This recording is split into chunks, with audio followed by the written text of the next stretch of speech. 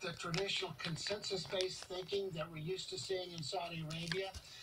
Certainly, we need to encourage them to complete this campaign in Yemen, to breach the rift that they have with Qatar, because you need a consensus among the 6 states of the GCC, and to give some more maturity to some of the decisions, like the locking up of women and some reported torture of women simply for blogging in support of the king's decision to allow women's driving.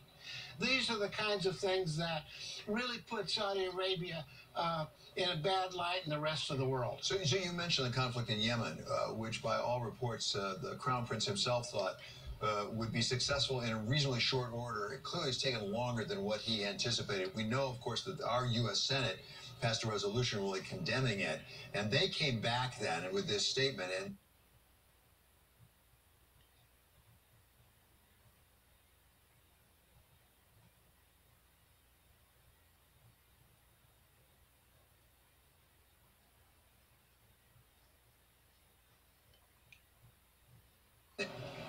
the U.S. Senate does, and a senator was quoted this morning when the Saudis pushed back on our criticism of the murder of Jamal. Then you have to ask yourself, the Saudis put together a hit team to kill an American resident in a foreign country, and now we're being accused of being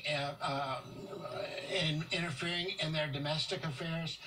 I'm sorry, the Senate has a vote, and I applaud the Senate's courage in standing up and saying that the United States is actually a country of values, and that our values have value.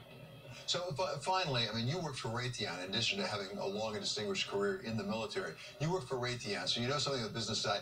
Is it possible this is a good time actually to invest in Saudi Arabia? Because sometimes you invest at the bottom of the market. Yes, but deciding where the bottom is, of course, the challenge, as you at Bloomberg well know. I don't know that we're at the bottom yet, right. But when you look at the defense side, the reality of it is the Saudis have pegged their security, long-term security, on a relationship with the United States.